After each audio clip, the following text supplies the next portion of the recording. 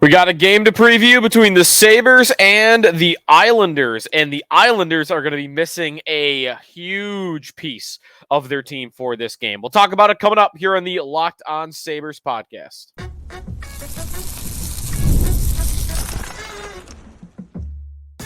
Your Locked On Sabres, your daily podcast on the Buffalo Sabres. Part of the Locked On Podcast Network, your team every day.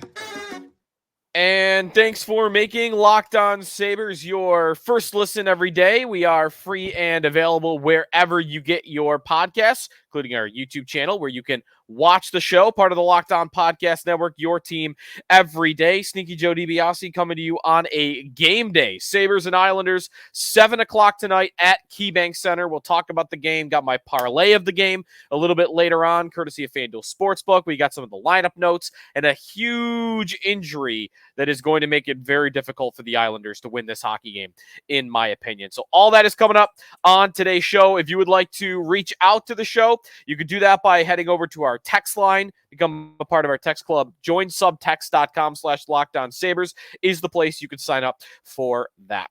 So Friday night game, black and red, another black and red game.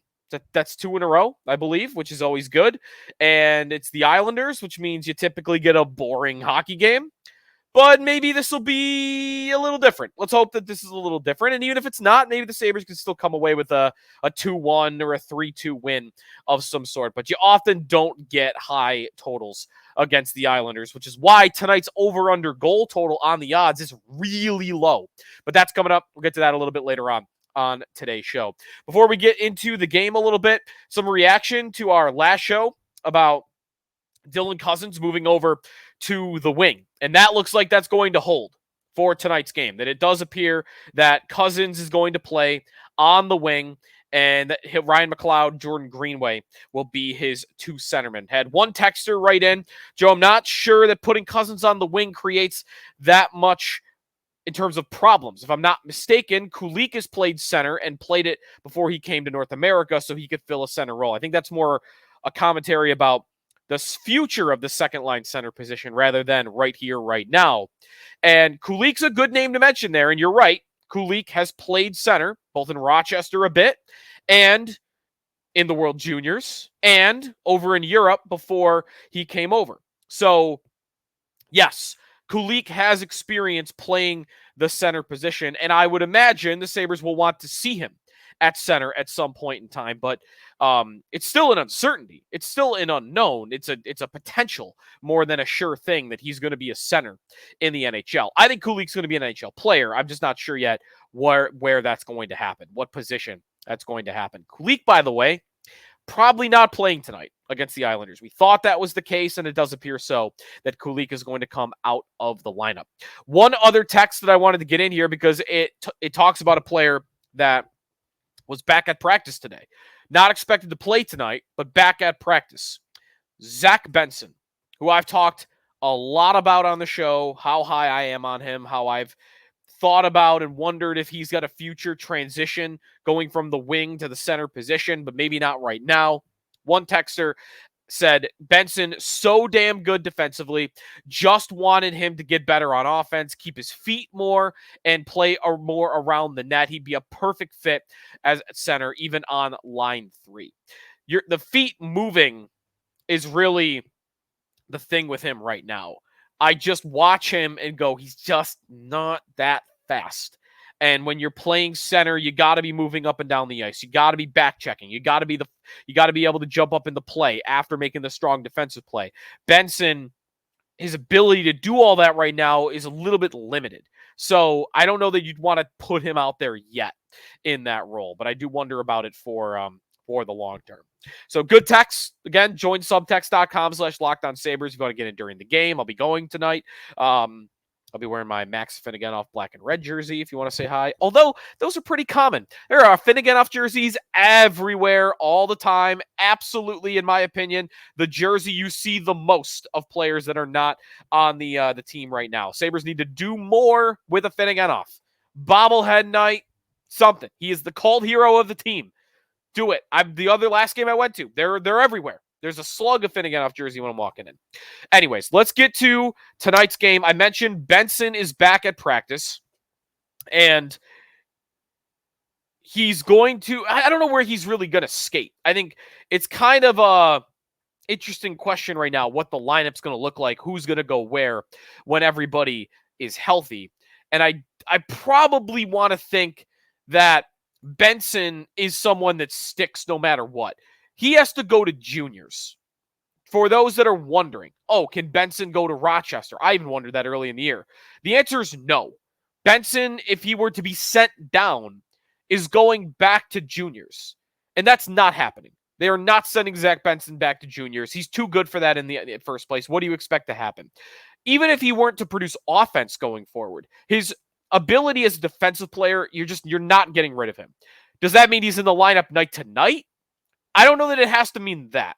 So when it comes to Benson, where he fits, you might see him go into a bottom 6 role when he returns from injury. But we'll have to see. He's not ready yet. Maybe by next week, I could imagine him back playing. But I think it was a good call by Lindy and Benson. They sat down together. They talked about this, that they wanted to get him healthy before returning him to the ice rather than play through something the whole year, especially right now while they have other guys healthy and they have this forward depth that they don't even know what to do with at this point in time.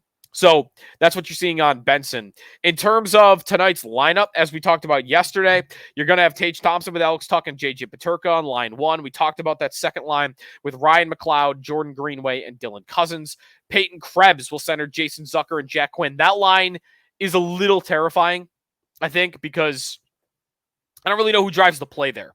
You know, Krebs, this is a big test for him. Can you run a third line?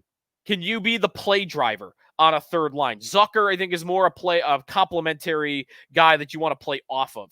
Quinn right now doesn't look capable of being the driver of a line. Can Krebs drive a line that isn't a fourth line? And then Lafferty, Malenstein, Obe, Kubel. Time for Bo Byram to get going, by the way.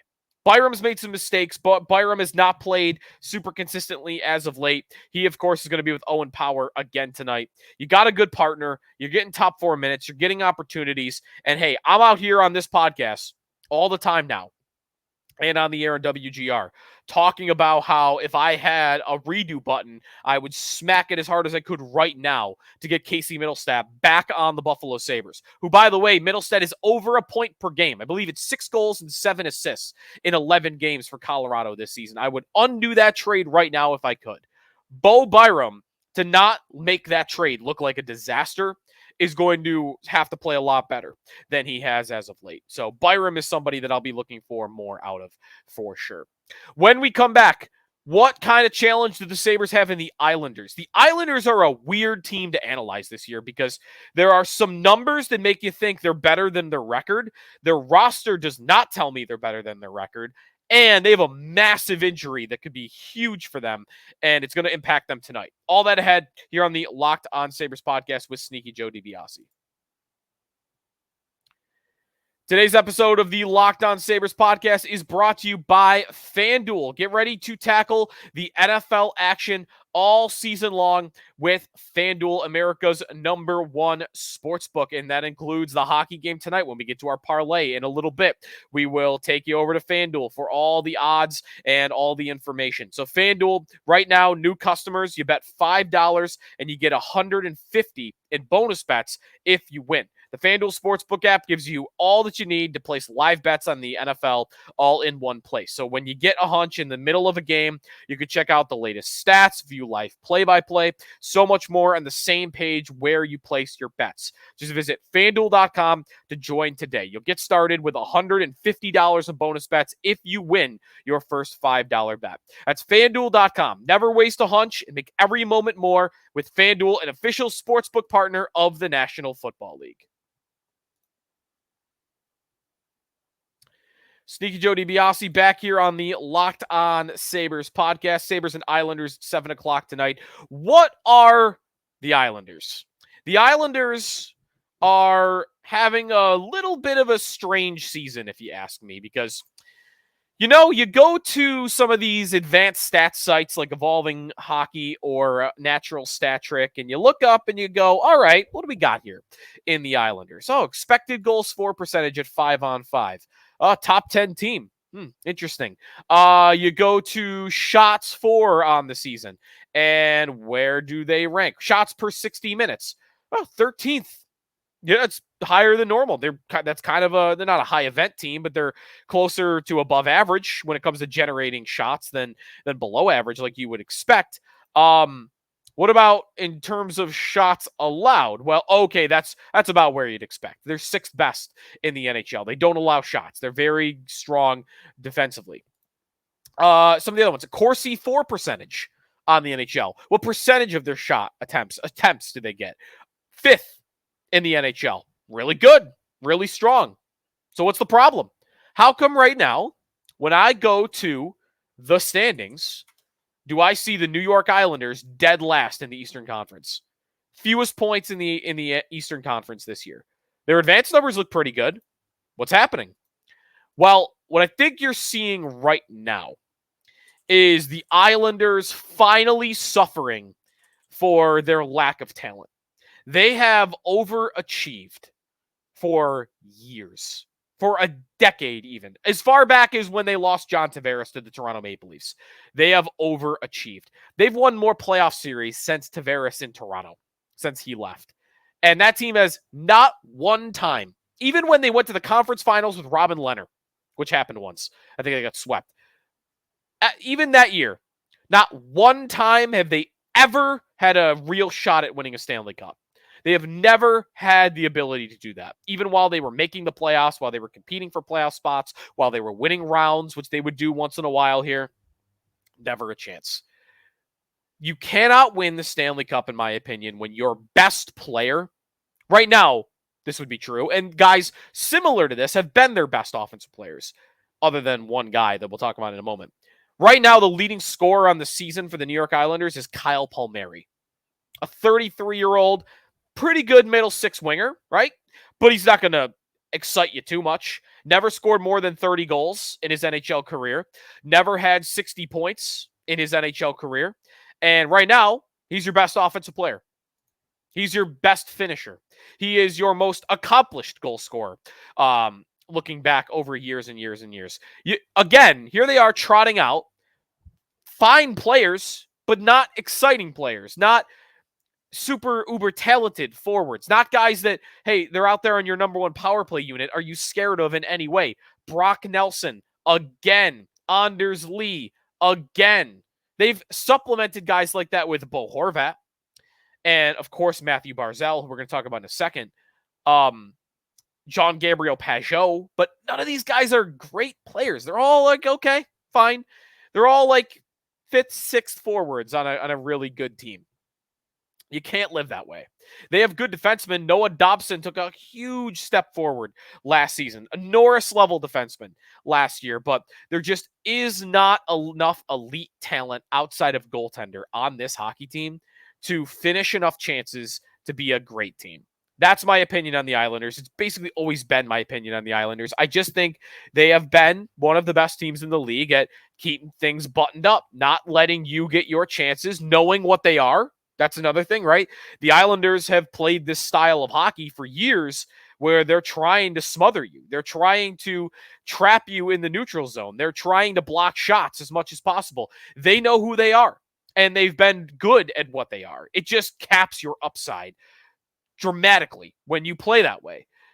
So now I think it's all the chickens are coming home to roost. You don't have enough. You don't have enough talent to continue doing that. The one guy that to me has that elite offensive ability is Matthew Barzal. And he's had a couple of big seasons. Last year was one of them. He is so talented. He is so good at generating play. He's such a good skater, great hands, great playmaker. He's a good goal scorer as well. Not like a fantastic goal scorer, but pretty good. It's more about the playmaking. He's so good to me. But he's almost feels like to me he's by himself.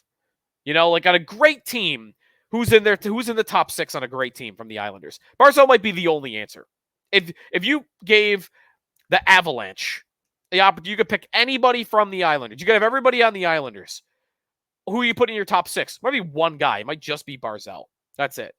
And this year, you're seeing the lack of goal scoring is really killing them. Last in goals, despite the fact they're generating some shots, but last in goals. They just can't score goals. And in this game against the Sabres tonight, they don't have Matthew Barzal. Barzal, the Islanders announced this morning, flew back to Long Island because he's dealing with an injury, and they're trying to figure that out. So no Barzal tonight. And now what you look at is a lineup where, all right, again, like you've got some decent players in your top 6. Bo Horvat, Pajot, and Lee is your top line.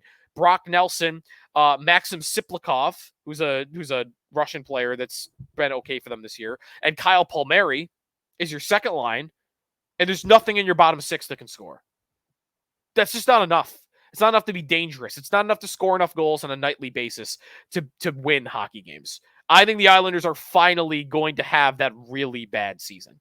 They, I think, have always been on the verge of it, but have always done just enough to avoid it.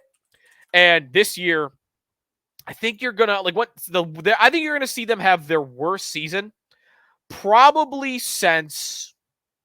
I'm looking at like what their worst season would have been recently. Because look what they've been. 94 points, 93 points, 84 points. You had those 2 shortened years, but they were pretty good in both of those. 103 points before that, 80 points. They haven't led less than 80 points since 2013-14. I think this is the year you're going to see that. I think you're going to see them have less than 80 points for the first time in a long time. The one thing that could save them from that and keep them in contention is they have an amazing goaltender. Ilya Samsonov Sorokin. Ilya Sorokin is a top goaltender in the NHL.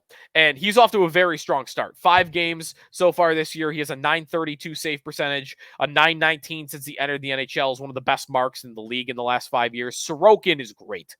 No doubt about it. He's very tough to beat. And he's playing in this game tonight, so that's the biggest challenge for the Sabres. He's like the only thing that I think can really keep their heads above water throughout this season.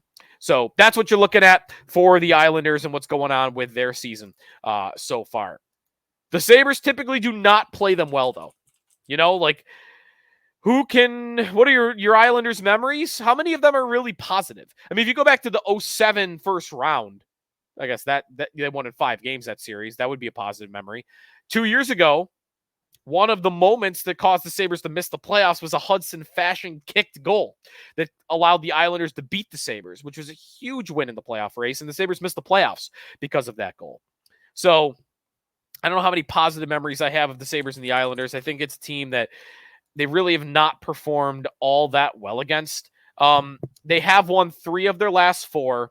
Okay, so really this is what's happened. They've been better in the last couple of years. Other than that Fashion game, the Sabres have won 8 of their last 11. But they lost the previous 9. That's what is going on in my mind, I think, that losing streak. The Sabres have won 8 of the last 11 against the Islanders, but they lost the previous 9 to the Islanders. So that's really, I think, what's going on in my head. So lately, they actually have been good, but it was before that they were atrocious. When we come back, the lines for this game. Not the Sabres lines, we already did that. Not the Islanders lines, we already did that. The betting lines. Parlay of the day coming your way, and who's favored in this game? All ahead here on the Locked On Sabres podcast with Sneaky Joe DiBiase. You know, we're talking about some odds here on the Locked On Sabres podcast, and one place where you could check out some odds and you can make some money is on PrizePicks. PrizePicks, the best place to get real money sports action. With over 10 million members and billions of dollars in awards and awarded winnings, PrizePicks has made daily fantasy sports accessible to all. You just pick more or less on at least 2 players for a shot to win up to $100 or 100 times your cash, Run your game all season long on PrizePicks. You can now win up to 100 times your money on PrizePicks with as little as 4 correct picks. PrizePicks puts their members first. All withdrawals are fast, safe, secure, and PrizePicks now offers Venmo for quick and easy deposits and withdrawals into your account this sports season. You could sign up today, get $50 instantly when you play $5. Don't even need to win to receive $50 bonuses. It's guaranteed. PrizePicks also offers weekly promotions. You can check those out, lead to big payouts throughout the week as well. PrizePicks, download the app today. Use code LOCKEDONNHL. You get $50 instantly after you play your first $5 lineup. Again, LOCKEDONNHL is the code on the app. You get $50 instantly after you play your first $5 lineup. PrizePicks, run your game. Sneaky Joe DiBiase wrapping things up here on the Locked On Sabres podcast. Look at some of the odds. Get to my parlay of the day coming your way for Sabres and Islanders at KeyBank Center. It is Hockey Fights Cancer Night in the arena tonight. So it'll be a very cool event, and hopefully the building is full. I went last Tuesday. The building was not full when they played Dallas, and I am certainly expecting a better crowd than that. We'll see, maybe 15, 16,000, maybe can creep a little bit higher than that. Let's look at some of the odds for tonight's game. The Sabres are an ever so slight favorite in this game, but it's minus money on both sides. So on the money line, the Sabres are minus 115. Islanders are minus 104. So for the Sabres, you'd have to bet 115 to win 100.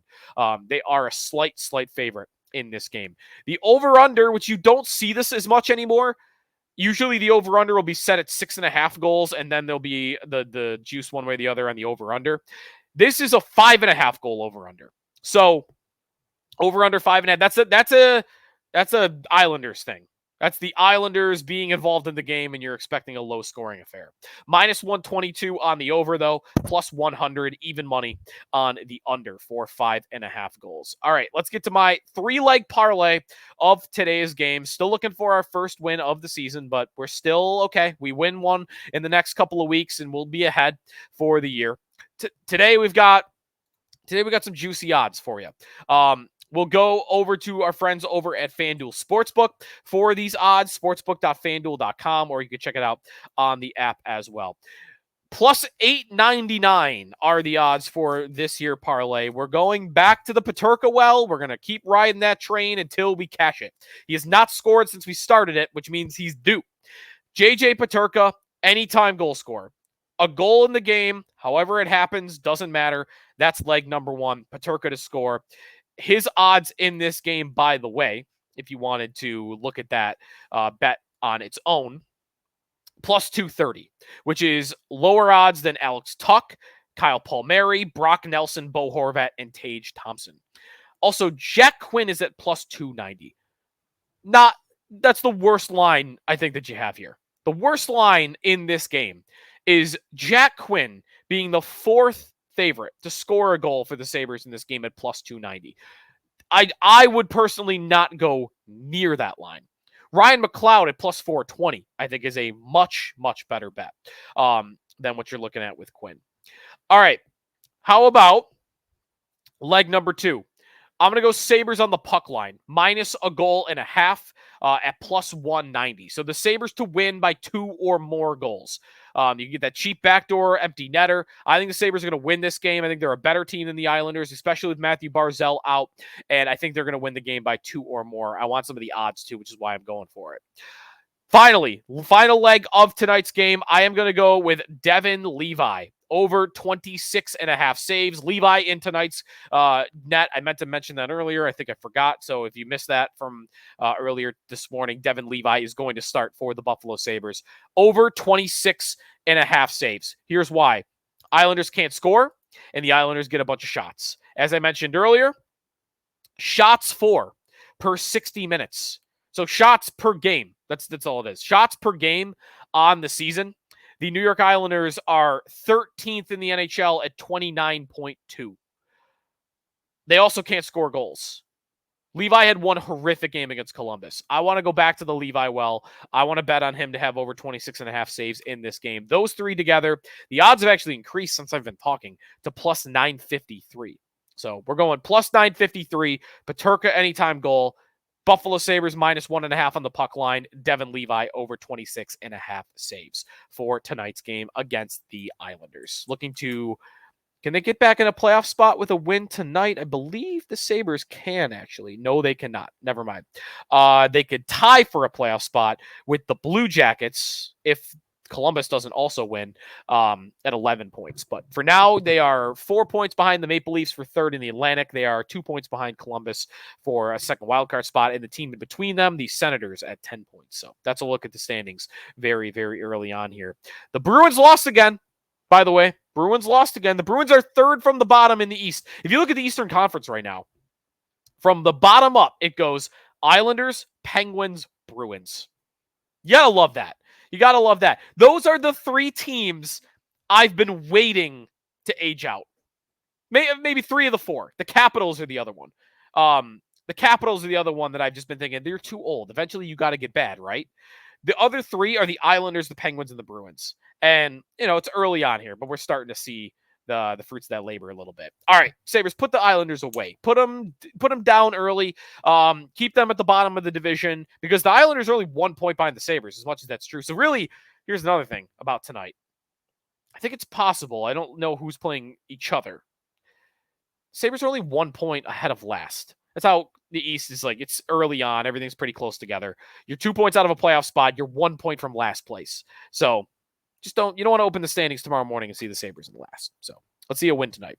That's going to do it for us today here on the Locked On Sabres podcast. We'll talk to you after this game against the New York Islanders. If you want to text in and you want a question or a comment or just react to something during the game, or if you want updates during the game, head over to our text line, joinsubtext.com/LockedOnSabres to sign up, and then everything from there is text messages. You don't have to go back on the internet for it. Tomorrow night, by the way, Sabres at Red Wings. So back-to-back here. Levi tonight would mean Luukkonen tomorrow, no doubt about it. That'll do it for us today here in the Locked On Sabres podcast. For your next listen, check out Locked On Bills, previewing Bills and Dolphins with Joe Marino, or Locked On Fantasy Hockey. Steal and Flip got you covered for your daily tips that you may need. Thanks for listening to the Locked On Sabres podcast, part of the Locked On Podcast Network, your team every day.